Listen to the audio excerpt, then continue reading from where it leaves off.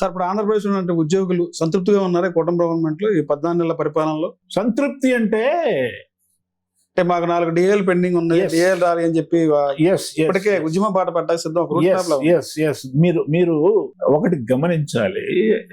ఏంటంటే 2019 2024 మధ్య జగన్మోహన్ రెడ్డి ప్రభుత్వం ఉద్యోగస్తుల్ని ఎంత వేధించింది, ఎంత బాధ పెట్టింది, ఎన్ని కేసులు పెట్టింది. ఎందుకని 2024 జనరల్ ఎన్నికల్లో కూటమి ప్రభుత్వానికి ఉద్యోగస్తులు ఓటేశారంటే టీచర్లు అయితే 90% వేశారు. ఎందుకు అని అంటే ఐఆర్ 27% ఇచ్చి పిఆర్ 23% ఇచ్చాడు. అసలు ఆయన కలవటానికే పెద్ద గగనం అయిపోయినటువంటి అంశము. పైపెచ్చు సోషల్ మీడియాలో ఉద్యోగస్తుల మీద విపరీతమైనటువంటి వ్యతిరేక ట్రోలింగ్లు చేశారు. నానాగచాట్లు పెట్టారు వాళ్ళని. మామూలు అగచాట్లు కాదు, నానాగచాట్లు పెట్టారు. మా టీచర్లు అయితే ఎక్కడ పడితే అక్కడ అరెస్టులు చేశారు, కేసులు పెట్టారు. చలో విజయవాడ మీరు ఒకసారి గుర్తు తెచ్చుకోండి. చలో విజయవాడ ప్రోగ్రాము ఎన్ని లక్షల మంది వచ్చారు. అసలు అంతమంది వస్తారని చెప్పని జగన్మోహన్ రెడ్డి కూడా ఊహించలేదండి. BRTS రోడ్ లో జరిగింది. BRTS రోడ్ లో 2000 మంది పోలీసులు పెట్టాడు. కానీ ఎవరన్నా అసలు 2000 మంది పోలీసులు తాళ్ళా. అందుకని డీజీపీని చివాట్లు పెట్టాడు సవాంగని. తీసేసింది కూడా అందుకే. ఉద్యోగుల ఎఫెక్టే, టీచర్ల ఎఫెక్టే. కాబట్టి అది ఏ రాజకీయ పార్టీకి కూడా అంతటి పెద్ద మహాసభ జరపడం సాధ్యం కాదు. స్వచ్ఛందంగా వచ్చారు జగన్మోహన్ రెడ్డికి వ్యతిరేకంగా. ఇప్పుడు మీరు నేను స్వేచ్ఛగా మాట్లాడుకునే అవకాశం లేదు. భార్యాభర్త స్వేచ్ఛగా మాట్లాడుకునేటటువంటి అవకాశం లేదు. ఇప్పుడు ఆ స్వేచ్ఛ ఉందంటారు. ఉద్యోగస్తులు స్టాఫ్ రూమ్ల టీచర్లు స్వేచ్ఛగా మాట్లాడుకునేటటువంటి అవకాశం. ఇప్పుడు ఆ స్వేచ్ఛ పుష్కలంగా ఉంది.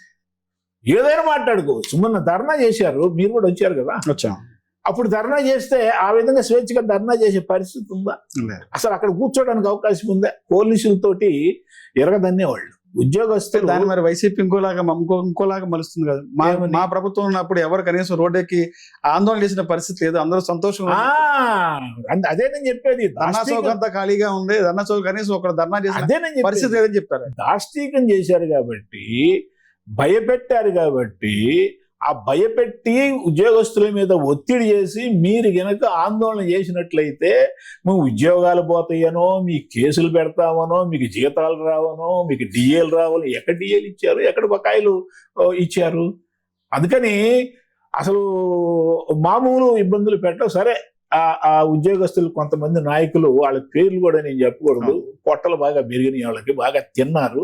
ఉద్యోగస్తుల్ని కొంతమంది నాయకులు, నేను అనుకుంటున్నా అసలు వాళ్ళని ఆ రోజు విజయవాడ చలో విజయవాడలోని కొట్టాల్సింది.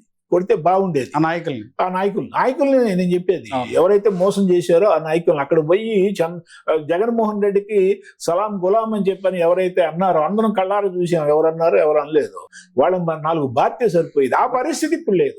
ఇవాళ 1వ తారీఖు జీతం వస్తుందో రావట్లేదా? ఎన్ని కష్టాలు ఉన్నా ఆ రోజు అసలు జీతం వస్తే చాలు అనుకునేటటువంటి పరిస్థితి. ఆ గులాం చేసిన నాయకుల పేర్లు చెప్పొచ్చు. చెప్పు, ఎందుకు మనకు అనవసరంగా వాళ్ళని మనం వ్యతిరేకం చేస్తే మిగతా ఉద్యోగులు కూడా తెలుస్తుంది. ఎవరు సంఘాలకు న్యాయం చేస్తున్నారు, ఎవరు ముసుగేసుకొని రాజకీయ నాయకులు తెలుసు, గులాం చేస్తారని కూడా ప్రజలు ఏం చెప్పకపోయినా వాళ్ళందరూ తెలుసు. ప్రతి టీచర్కి తెలుసు, ప్రతి ఉద్యోగికి తెలుసు. ఇప్పుడు నేను మాట్లాడుతుంటే ఎవరేంటని చెప్పి తక్కువ తెలుగుద్ది వాళ్ళకి. మనకు తెలియకపోయినా వాళ్ళకి తెలుసు, నాకు తెలుసు.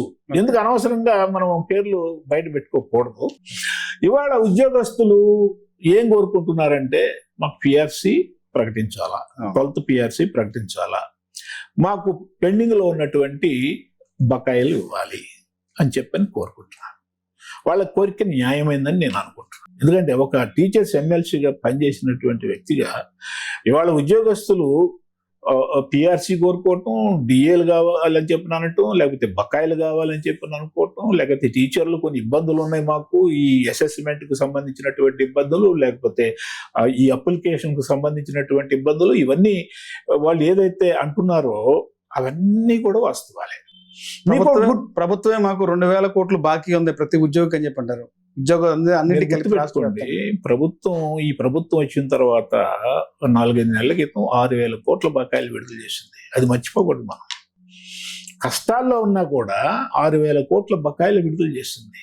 వాళ్ళు కూడా దాన్ని అప్రిషియేట్ చేస్తారు. మీకు ఒకటి గుర్తు చేస్తాను, ఈ ఉచిత బస్సు పథకం వచ్చిన తర్వాత మహిళలకి అది కూడా వన్ ఆఫ్ ది పథకం సూపర్ 6 లో భాగం. ఉచిత బస్సు అప్పుడు జగన్మోహన్ రెడ్డి గారు మా కడపోళ్ళు అమరావతి చూడాలనుకుంటున్నారు, విశాఖపట్నం చూడాలనుకుంటున్నారు, ఎప్పుడు అమలు చేస్తారు ఏంటని అడిగేది అనుమతి మాట. కాబట్టి నేను అనేది అనంతపురంలో మొన్న వాళ్ళప్పుడు ఈ ఉచిత బస్సు పథకం వచ్చిన తర్వాత ఆటో వాళ్ళు గొడవ చేశారు, ఆటో వాళ్ళు సమ్మె కూడా చేశారు. అనంతపురంలో ఆ సభలో చంద్రబాబు నాయుడు గారు వాహన మిత్ర అనేటటువంటి పథకం ప్రకటిస్తారని చెప్పని ఎవరు అనుకోలే, సడన్ గా ప్రకటించేశాడు ఆయన. కూటమి నాయకులకు కూడా తెలియదు. 15,000 వాళ్ళకి దసరాకి వాళ్ళకి కానుకగా 15,000 సంవత్సరానికి 15,000 మేము ఇస్తున్నాము అని చెప్పాడా చెప్పలేదు, ప్రకటించారు. అంటే చంద్రబాబు నాయుడు గారి యొక్క వ్యూహం ఎలా ఉంటుందంటే వీళ్ళని ఊరిస్తూ ఉంటాడట. ఇయ్యాలి ఇంతకు ముందే నేను ఒక టీచరు ఒక పెద్ద పాట రాశాడు డిఎం అది ఇంత ఉన్నా రాసుకొనియండి, చదవనియండి, వాళ్ళ అభిప్రాయం వాళ్ళది. వాళ్ళకి పుష్కలంగా జీతాలు వస్తున్నాయి, దానికి అప్పుడు జీతాలు రాలేదు, మనం అడిగితే తంతారేమో అని చెప్పని ఏం మాట్లాడాలా ఆ రోజున మాట్లాడాలా. ఇప్పుడు కొద్దిగా లీనియన్స్ చంద్రబాబు నాయుడే కదా, ఇష్టం వచ్చినప్పుడు మాట్లాడుకోవచ్చు. ఆ దుర్మార్గులాగా చంద్రబాబు నాయుడు గారు ఉన్నాడు కదా, అందుకనే మెత్తవాడిని చూస్తే మొత్త బుద్ధి అవుద్ది అంటారు. ఊకరాలా అది. సో చంద్రబాబు నాయుడు గారు టకీమని ప్రకటిస్తారంటున్నాను నేను. ఈ డిఎల్ గురించి కూడా పిఆర్సీ గురించి కూడా ఆయన ఎప్పుడు ప్రకటిస్తారు, సడన్ గా ప్రకటించేటటువంటి అవకాశం ఉంది. వాళ్ళు ఏం ఆందోళన చెందాల్సిన పని లేదు.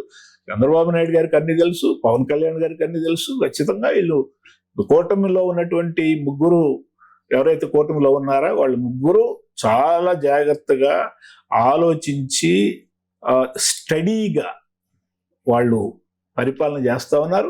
అంతకుముందు పరిపాలనకి ఇప్పుడు పరిపాలనకి నక్కకి నాగలోకానికి ఉన్నంత తేడా ఉంది. అది ప్రజలు కూడా గమనించారు.